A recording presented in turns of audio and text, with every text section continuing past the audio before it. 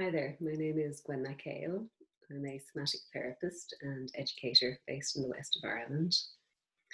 Um, and I just wanted to speak to something I'm meeting in this moment in time as we in Ireland start to emerge from the lockdown around the COVID-19.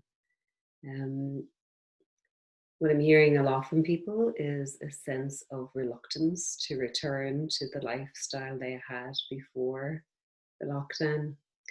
Many people are feeling a sense of impending doom, a sense of panic, a sense of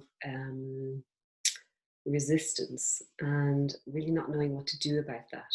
Um, Many people are feeling quite powerless, feeling like, oh my God, this is just happening. It's happening too fast. I don't have any power to resist this. And I feel really passionately about us being able to hold our own integrity, whatever's going on around us. And I'm so aware of how challenging that can be for all of us. Um, so the last little video I made was around anger, and I ended with speaking to how anger is the fuel of boundary setting.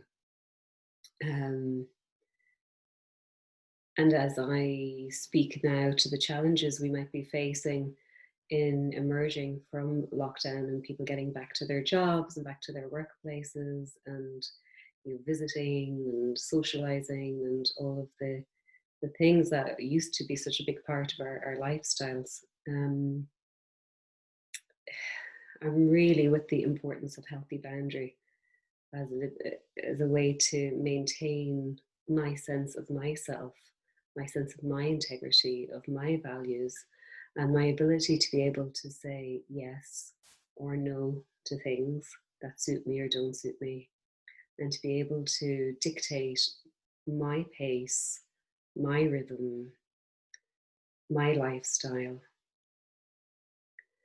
It seems to me that many of us have lost the ability, or perhaps never had the ability, to really own our lives.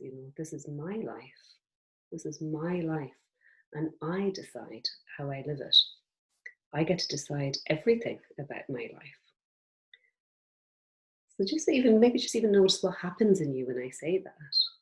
How do you respond to that? Is there a kind of a shock or a disbelief or a, yes, that's so true? Or what happens in you when you hear me say, this is my life and I'm in charge of this and I get to decide? What do you notice in your body?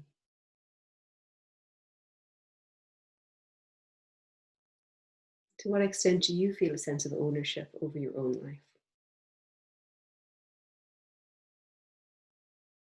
To what extent do you feel like you have the power to choose what happens in your life and what doesn't happen?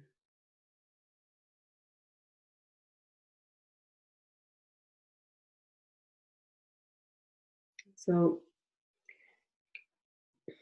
I know all our lives are different and people are having different experiences now in this emerging from lockdown. But maybe just notice what is changing for you. Is it that you're going to go from working from home to working in the office?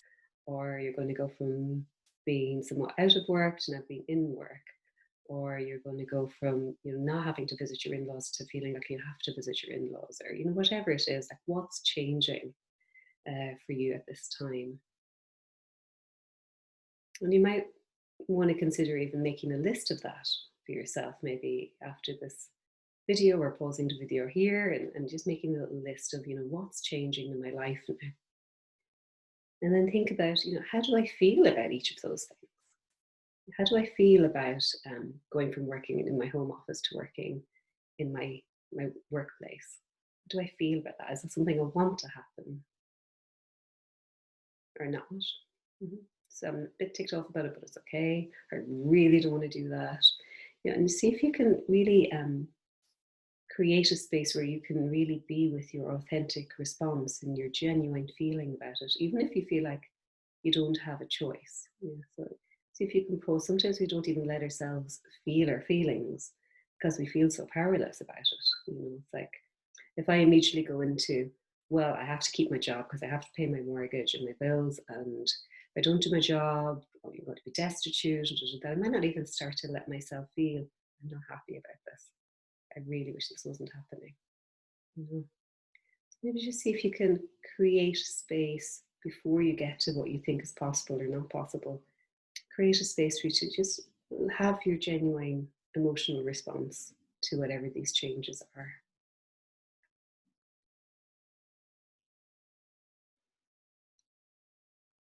And that might be mixed, of course. You may have mixed feelings about things, and that's fine too. One feeling doesn't need to override the other. So it might be, well, I'm happy about this because I want to see my colleagues, but I'm not happy about it because I'm more comfortable at home. Or, there's space for a whole multitude of apparently conflicting emotional responses. See if you can welcome all of it.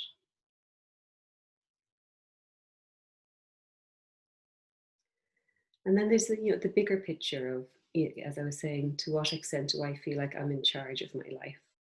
And to what extent do I feel like I can make choices?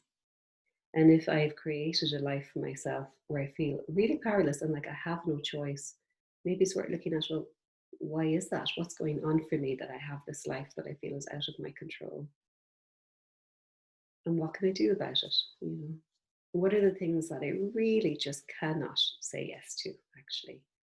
You know, with the government formation talks lately, there's been a lot of talk about different political parties having different red lines. So it's like, well, what are my red lines in my life? What are the things I'm willing to compromise on and the things I'm just really not willing to compromise on anymore? So during this time of lockdown, I've heard from a lot of people that it's given them an opportunity to look inwards more and to get clearer about their values, about who they are, about what they want, about what's important to them. People telling me, oh my God, I was so busy. I was just working all the time. I feel like I was really neglecting my family. I really want to make sure I have more time with my family from now on. And then feeling pulled now again into the busyness of the work. So to what extent can I find a way to set limits and boundaries and really honor what is important to me?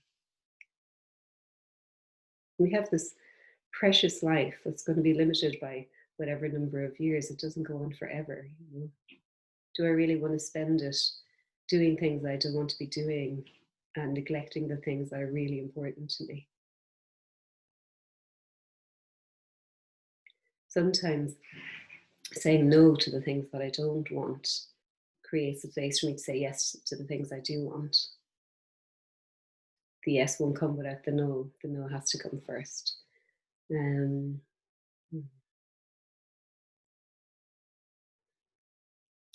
and without the no,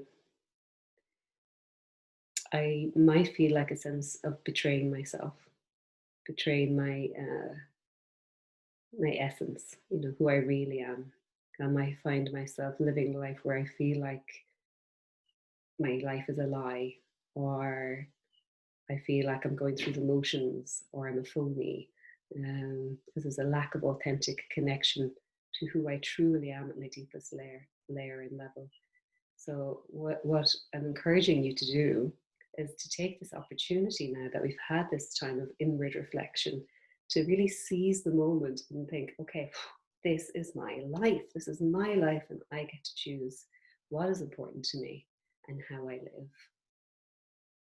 And I know there's practical considerations. I know we have to think about things like how we pay our bills, but that doesn't need to annihilate anything else. If I can keep orienting to who I am in my essence, what is important to me, what my values are, and sometimes I might be in a position of making a big decision, like actually I'm just going to quit that job. Maybe I am in a position where I can make that kind of a decision. And maybe I'm in a position where I can just make little micro decisions, like I'm going to tell my boss I'm not going to work overtime, or I'm going to see if I can do 1 day a week from home so that at least I can spend my breaks with my kids, or whatever it is. I'm going to communicate to my friends that I don't actually even really want to see anymore, that whose company I don't enjoy, that I'm not going to be visiting them on the weekends anymore. Whatever it is for you, whatever your limit is, or whatever your no is, see to what extent can I start to honor that, and communicate it, so that I can make the choice to live the life that really nourishes me, that really feels rewarding and fulfilling, and where the things that really matter to me are given priority. So, yeah, so that's where I'm at today with this. Thank you for listening, and let me know if you have any questions. You can leave comments and questions below. Take good care, everybody. Best of luck in your transition, whatever it looks like, and I'll talk to you again soon. Bye for now.